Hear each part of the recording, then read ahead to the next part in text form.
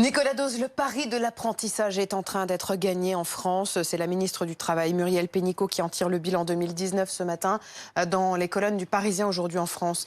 Que faut-il en retenir de ce bilan? Record totalement historique de l'apprentissage. 330 000 nouveaux contrats signés en 2019, qui donc s'ajoutent à ceux qui existaient déjà. On était à peu près dans les 500 000 de contrats existants. Il y a eu 200 nouveaux centres de formation.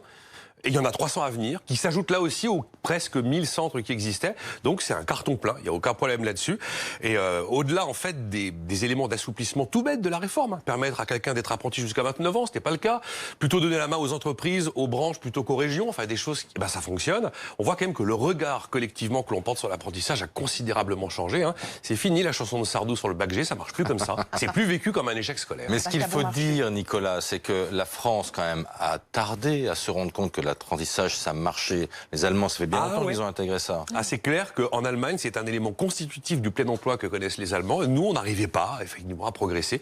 Il y a eu cette réforme pleine de pragmatisme et de bon sens qui porte ses fruits, donc, et ça participe au recul du chômage. Et on voit en plus qu'on arrive à faire passer l'idée que, tiens, un apprenti, s'il est apprenti, il aura un job à la sortie. Et en plus, s'il est bon, il aura un bon salaire. Et c'est comme ça que ça se passe. Et l'idée commence à infuser aujourd'hui. Vous en avez 7 sur 10 qui trouvent un job dans les mois qui suivent. Même, on est à 8 sur 10 pour ceux qui ont un bac pro. Et on est presque à 9 sur 10 pour ceux qui ont un BTS. Ça prouve que l'apprentissage, c'est une des meilleures armes anti-chômage. En tout cas, elle est incontournable et elle va de pair avec la réforme de la formation. Il n'y a aucun problème. Alors, c'est beaucoup moins spectaculaire qu'une réforme fiscale où on passe, comme sur l'impôt sur le revenu, en décembre, janvier, clac, là, la réforme entre en vigueur.